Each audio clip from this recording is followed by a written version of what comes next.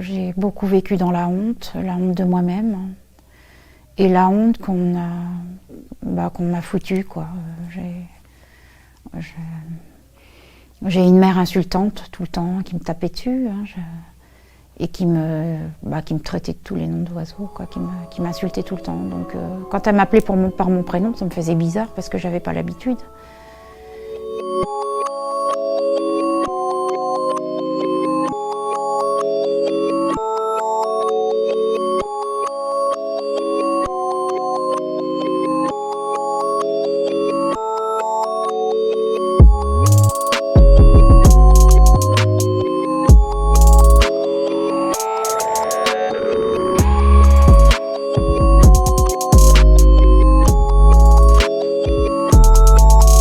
Pas tout raconter comme ça, mais j'ai eu pas mal d'épreuves.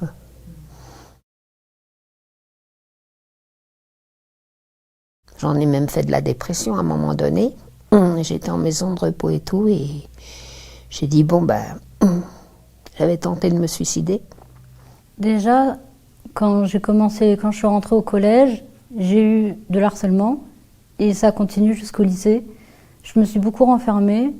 J'avoue, au collège, j'ai fait plein de lettres de suicide. J'ai fait beaucoup de tentatives. Et s'il n'y avait pas ma mère et mes frères et sœurs, je pense que je ne serais pas là aujourd'hui. Quand j'avais 18 ans, ça a tout coupé, j'ai tout perdu. Je suis tombée enceinte de ma fille et sans ni mariage ni rien du tout. Alors là, j'étais venue, c'est là que je suis sentie, j'étais une personne, j'avais un poids sous moi. J'ai dit ce poids-là, c'était le poids, Jésus n'était pas content et tout ça. Et les pauvres, c'est pas qu'on a accepté la pauvreté, c'est qu'on nous l'a donné la pauvreté. On l'a pas voulu, on a été obligé de l'accepter tel qu'on était. Comme je dis, je suis tombée enceinte, mais c'est pas moi. Je savais même pas que c'est après il m'a violée. Et moi, ça a été un éternel combat pour moi. Parce que j'ai eu un papa qui m'a violée, t'as compris tout à l'heure quand j'en parlais. Et je sais pas lire à cause de lui, parce qu'il m'a enfermée dans un placard.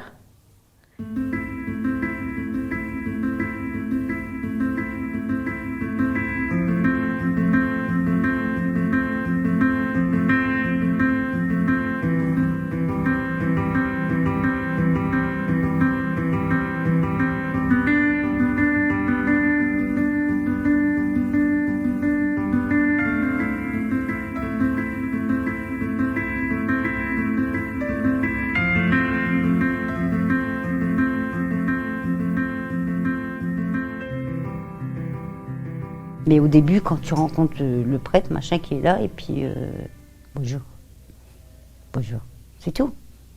Et puis après, t'es assis, et puis t'as les voisins, des fois ils te regardent et t'as l'air de dire qu'est-ce qu'elle fout là, quoi. C'est pas là que tu devrais être, c'est là-bas au bout, quoi, tu vois. Mais c'est tous ces trucs-là où moi je me dis, et c'est pour ça que je reviens à cette mission, quoi. Je me dis ça, il faut arrêter, quoi. Il faut arrêter. Moi, je pense qu'il faut que ça bouge dans les églises, qu'il y ait moins d'histoires, moins de clans, déjà, parce que, surtout dans mon église, hein, parce que dans mon église, c'est des gens critiques, c'est des gens histoires, c'est des gens, ils se mettent côte à côte, et puis, si t'es là, t'es gênante, alors, tu changes de place. Alors, faudrait plus que ça existe, ça. Les gens, je trouve qu'il y a trop de... En fait, ils se regardent par rapport à... Pas tout le monde, hein, je veux pas mettre tout le monde dans le même panier, mais je pense qu'il y a des regards à changer, en fait. Parce que peut-être que des gens... Il y en a qui fonctionnent encore avec la catégorie sociale, quoi. Si t'es pas de la même catégorie sociale, t'es pas... c'est blessant. Quand tu vas dans la maison de Dieu, tu devrais t'entendre avec tout le monde et non pas faire de clan ni garder de place. Les places, c'est à tout le monde. Même si les pauvres, on n'est pas tellement crus au niveau foi et tout ça, je trouve que nous, on essaye, en tant que petits, de pouvoir aller dans notre église, dans notre paroisse. Il faut aller, même quand on est pauvre, pauvre ou riche, même quand on est pauvre, qu'on est mal habillé, tout ça, tout le monde a droit d'aller à l'église. Il n'y a pas de pauvre, ni riche, ni SDF, ni rien. Tout le monde doit aller vers Dieu.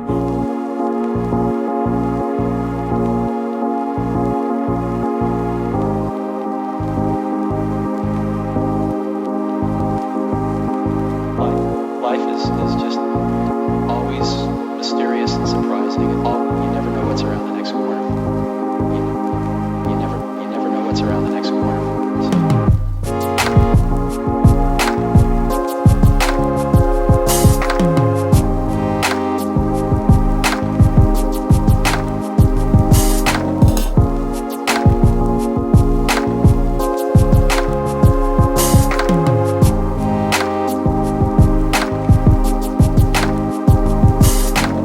Le paralytique dans la piscine. Parce que c'est vrai qu'au début, ça m'a perturbée, parce que je me suis toujours dit au départ, un paralysé, c'est pas possible, il va jamais se lever, c'est impossible. Impossible. Ah non, c'est impossible. Jusqu'à récemment où je me suis dit, allez, c'est quand même pas la faute de Jésus. Enfin voilà. Donc je me suis dit, bon bah je vais revenir pas à pas. Et c'est pour ça que je suis rentrée dans la pierre d'angle, les rendez-vous avec tous les mois. Voilà. Mais après, je me suis dit, mais non, mais attends, si c'est levé, c'est psychologiquement qu'il s'est levé. Parce qu'il a vu quelqu'un qui est venu vers lui et qui lui a parlé.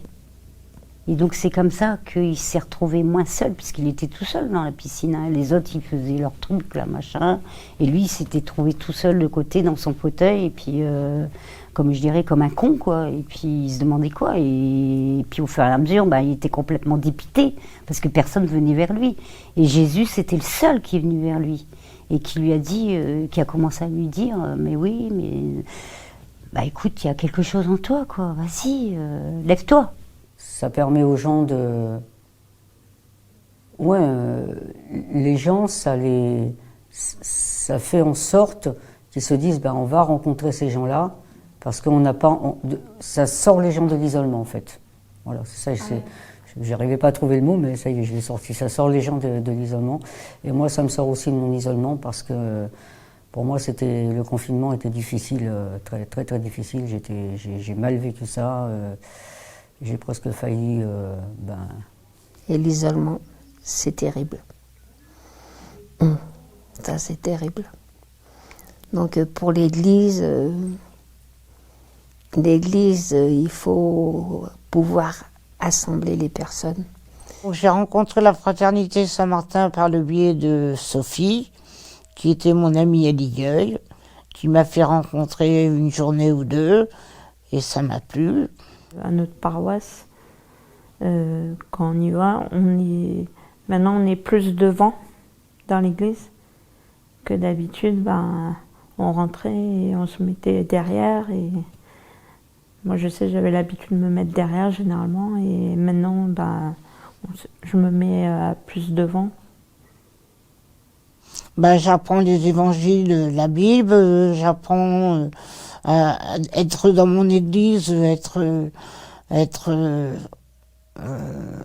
dans mon église, être gentil avec les autres, de parler, d'écouter, parce que dans ce domaine-là, il faut beaucoup écouter, il faut beaucoup faire attention aux gens, il faut venir en aide, et puis voilà. Parce que c'est une famille. C'est une famille que tu te crées toi-même. C'est pas la famille qu'on t'a donnée, c'est la famille que tu te crées toi-même. Avec les rencontres, avec la richesse du cœur. Et c'est ce qui est beau, c'est que tu peux aller dans n'importe quelle fraternité. Si elle est bienveillante, elle te donnera toujours de l'amour. Parce que de voir comme ça, pour moi c'était une famille, une grande famille. Parce que j'ai tellement eu des problèmes dans ma vie qu'ils m'ont soutenu. Ils m'ont soutenu.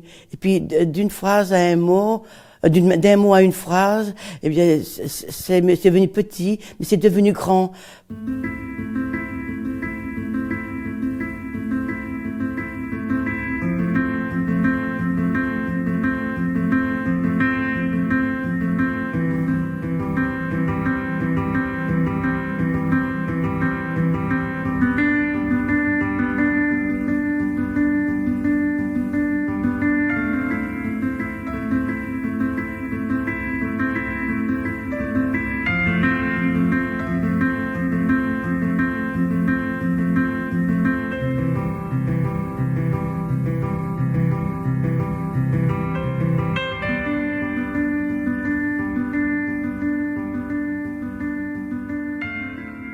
Bah déjà, l'église, pour moi, c'est un endroit où tu peux te livrer.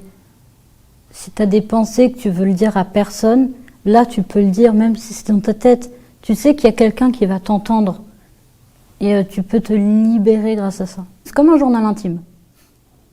C'est pareil. Parce que l'église est tellement belle parce que il y a des prières, il y a des chants, tous ces vitraux nous donnent de la lumière. C'est la joie, quoi. Et pourquoi j'ai toujours aimé les églises? Parce que quand je rentre dedans, ça m'apaise. Je suis apaisé. Après, quand j'en sors, je me sens mieux. Je me sens bien. Parce que j'adore les statues. J'ai toujours aimé les statues dans les églises. J'ai toujours aimé les fresques dans les églises. J'ai toujours aimé les chants religieux. J'ai toujours aimé la parole de Dieu en allant à la messe. Tout ça, j'ai toujours aimé ça. La parole, c'est bien, mais elle doit s'accompagner aussi d'actes. Comme faisait Jésus. Jésus, par exemple, quand il parle, mais en même temps, il y a une action derrière, il agit, il fait quelque chose qui fait qu'il aide la personne à se relever. Nous, on peut le faire. On est aussi intelligent que tout le monde, quoi. Tout le monde est intelligent, pour moi, mais il faut savoir bien se servir. Il faut savoir se servir de son intelligence. Pour moi, il n'y a pas des personnes qui sont pas capables, quoi.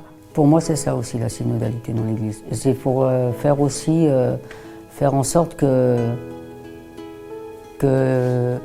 l'amour de Dieu et du Christ grandisse dans le cœur et l'âme des gens. C'est rare, hein, c'est beau ce que je dis. Hein.